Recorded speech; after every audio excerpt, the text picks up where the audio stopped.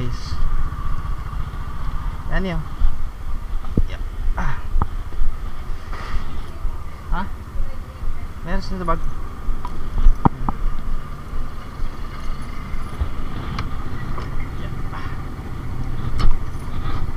Yan, para tayo sa asawa natin. Ayan.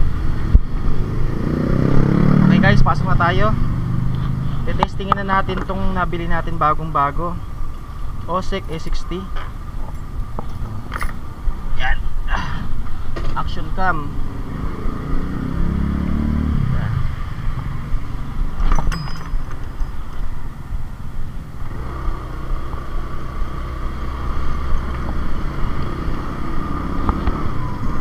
Yan guys, bali palabas na tayo.